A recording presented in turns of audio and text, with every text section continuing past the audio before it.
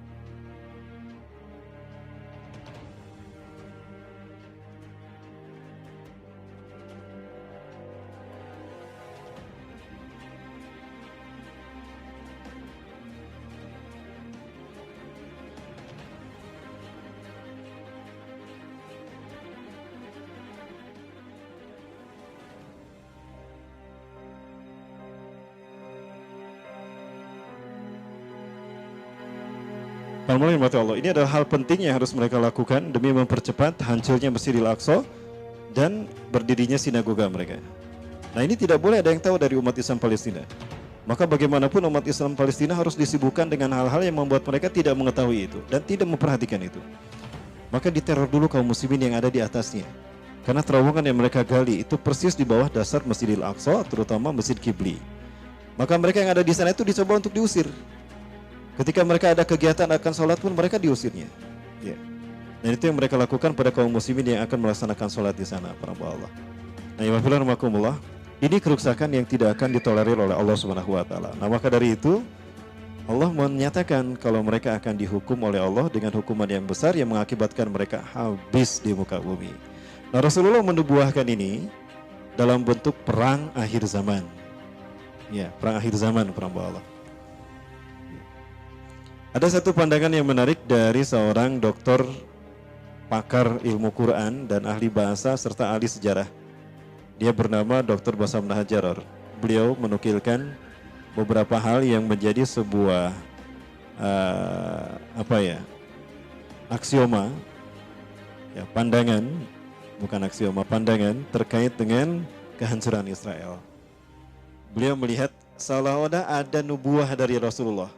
Ada nubuah dari Allah kalau Israel ini akan hancur di tahun 2022. Asumsi yang dibangunnya berdasarkan beberapa hal yang sifatnya ilmiah memang. Ya. Nah, Syekh Bassam Nahajar ini adalah dari Jaror. Beliau tinggal di Ramallah, Palestina, dan beliau menjadi dosen mu'alimat di Universitas Ramallah. Dan juga beliau ini juga pernah mengajar di Universitas Damaskus ya internasional di Suriah. Nah, pulang ke tanah airnya di Ramallah beliau mengajar di kuliah mu'alimat, kuliah perempuan, mengajarkan tentang tafsir Quran, mengajarkan tentang ilmu-ilmu hadis dan sejarah. Nah, beliau mencatat berdasarkan matematika Quran dan nubuah Quraniyah yang disampaikan Allah dan Rasulnya, berdasarkan hadis juga, disusunlah beberapa poin yang menjadi alasan dia mengatakan Israel akan hancur 2022. Yang pertama, pada tanggal 15 Mei 1948, Israel memproklamarkan diri sebagai negara yang merdeka. Ya, proklamir ini adalah fakta bahwa Israel mengambil alih tanah kaum muslimin dan mendirikan negara di atas tanah milik umat Islam, Palestina. Nah, pada saat itu, para mulai dimati Allah, seorang wanita Yahudi masuk ke rumahnya penyair Arab, penyair Irak, berkebangsaan Arab. Dia masuk ke dalam rumah Ahmad Ar-Rasyid ini dan menangis. Kepada wanita tua Yahudi ini, Ar-Rasyid berkata, "Ya jadda lima tabkin, afalam takun liqaumika baladun?" Wahai ibu, wahai nenek, kenapa Anda menangis? Bukankah kaum Anda, bangsa Anda sekarang punya negara? Apa kata sang nenek? Benar, apa yang dikatakannya. Tapi berdasarkan nas-nas dalam Taurat, bangsa Zionis Yahudi, bangsa Yahudi tidak akan pernah lama merasakan kemerdekaannya setelah hari ini kecuali hanya 76 tahun saja. 76 tahun itu disebutkan di dalam Taurat versi mereka sekali lagi. Ini Bani Israel, Israiliyat. Nah, kalau kita lihat, para mulai rahmati Allah, pada tanggal 15 Mei 1948 itu bertepatan dengan tahun 1367 Hijriah. Artinya di tahun 1367 Hijriah, Israel memproklamirkan berdiri negara mereka di tanah Palestina. Nah, kalau ini dihitung berdasarkan angka tadi ditambah 76, maka akan menghasilkan angka 1443 Hijriah. Itu bertepatan dengan tahun 2022. Ini belum terjadi, tapi beritanya sudah ada di dalam Quran dan hadis. Inilah yang disebut dengan nubuah Quraniyah. Makanya yakin Muhammad Bassam Nahajaror bahwa Israel itu akan hancur, dan beliau memprediksi angkanya 2022. Asumsi yang pertama dibangun atas pernyataan ini. Yang kedua, satu-satunya surat di dalam Al-Quran yang berbicara tentang hukuman bangsa Yahudi atas kehancuran mereka nanti, ya, atas kerusakan yang mereka lakukan, itu ada di dalam Quran surat Al-Isra saja, ayat ke-4 sampai ayat ke-8 dan 104.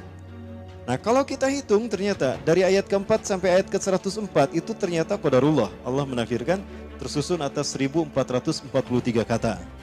Kata di dalam bahasa Arab ada 3 jenis, ada isim, kata benda, ada fiil, kata kerja, ada huruf, kata sandang, kata sambung dan sebagainya. Itu dihitung ada 1443 kata. Apakah ini sebuah kebetulan? Bukan, ini nubuah Quraniyah. Dan angka 1443 bertepatan dengan angka hasil dari penyembelahan merdekanya Yahudi ditambah 76 tahun masa mereka merdeka di muka bumi. Dan 1443 bertepatan dengan 2022. Berapa tahun lagi para hamba Allah? 3 tahun lagi. Kalau umur kita panjang, kita akan menyaksikan hancurnya Yahudi. Nah, kalau Yahudi ini hancur, pertanyaannya, apakah kita akan menjadi penonton atau pelaku? Karena siapapun pasukan yang menghancurkan Yahudi, itulah pasukan yang terbaik. Sebagaimana Rasulullah memuji pasukan Muhammad Al-Fatih.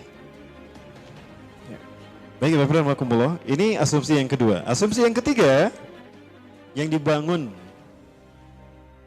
oleh Dr. Muhammad Bassam Nahajaror. Beliau mencatat apa yang terjadi di tahun 1982. Saat itu Israel dipimpin oleh seorang Perdana Menteri yang perempuan dan dia adalah teroris. Ya. Ada satu namanya terorisnya. Dia nama terorisnya yang kelompok yang sangat radikal, ekstrim dan kejam. Nah, Menachem Begin. Di tahun 1982 Israel melakukan invasi ke Libanon dan berhasil merebut dataran tinggi Golan dari kaum muslimin Palestina dan Libanon. Akhirnya apa? Dataran tinggi Golan dipegang oleh mereka. Ya.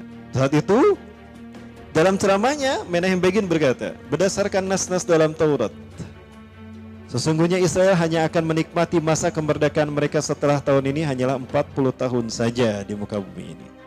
Saat itu tahun 1982, tambah 40 berapa? 2022. Para sekalian, sama dengan angka yang tadi. Yang keempat, dan ini juga menarik, mudah-mudahan Allah mewujudkannya, mudah-mudahan. Ya, kenapa kita masih mengatakan mudah-mudahan? Ini nubuah pemberitaan, waktunya hanya Allah yang tahu. Itu sifatnya nubuah. Ya, kalau disebutkan angkanya bukan nubuah namanya. Baik, para sekalian, apa yang keempat terkait dengan komet Halley. Ya. Dalam mitos yang diyakini oleh bangsa Yahudi, datangnya komet Halley itu mengisyaratkan dua hal. Ya. Mengisyaratkan dua hal. Apa dua hal tadi?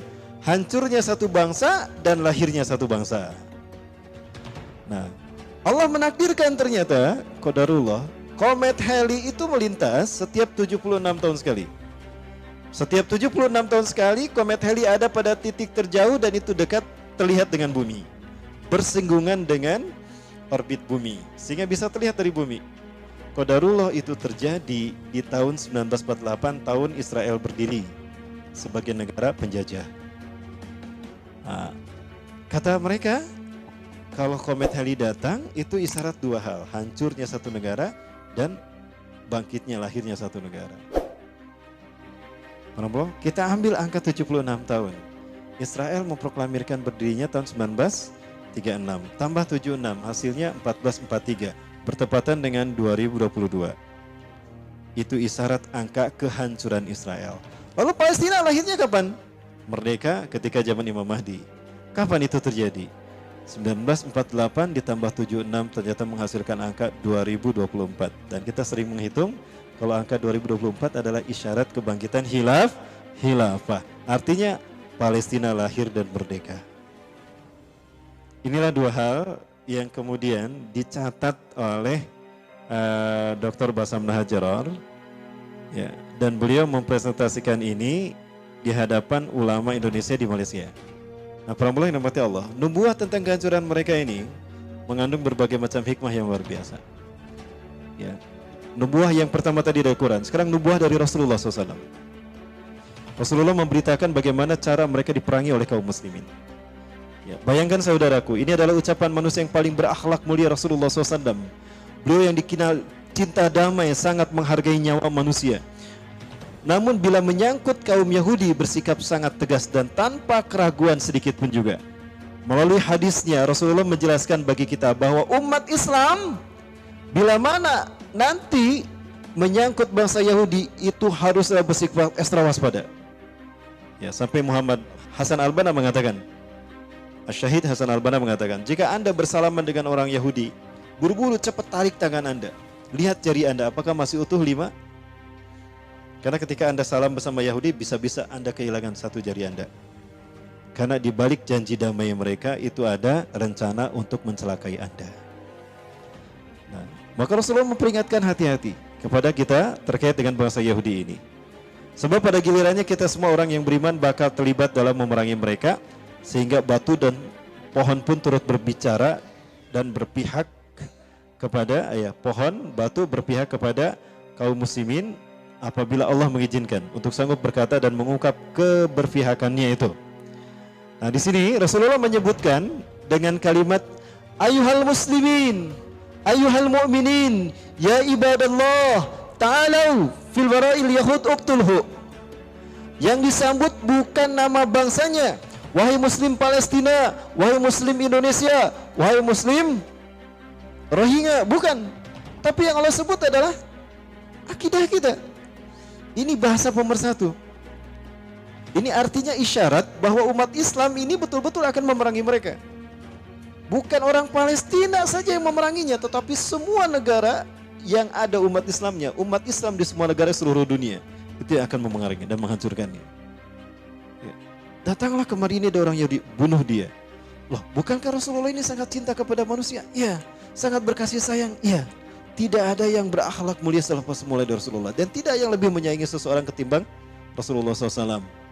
Tapi dalam hal berhadapan dengan bangsa Zionis Yahudi yang kejam, teroris, yang biadab, Rasulullah tidak tendeng aling-aling. Ya. Dan coba perhatikan bagaimana Nabi Muhammad SAW menggambarkan bahwa tatkala batu berbicara, saat itu ia akan memanggil kita dengan panggilan berdasarkan bangsa atau atribut identitas lainnya. Batu bakal menyapa kaum mujahidin ini dengan identitas yang Allah berikan kepada mereka. Huwassamakumul muslimina min qablu wa fi hada. Maka kalimatnya ayuhal muslimin. Bukan wahai bangsa Palestina, wahai bangsa Arab, wahai bangsa Mesir, wahai bangsa Jordan, wahai bangsa Yahudi, wahai bangsa Indonesia, wahai bangsa Malaysia, bukan. Tapi Allah mengizinkan batu itu berbicara memanggil akidah kita. Wahai kaum muslimin.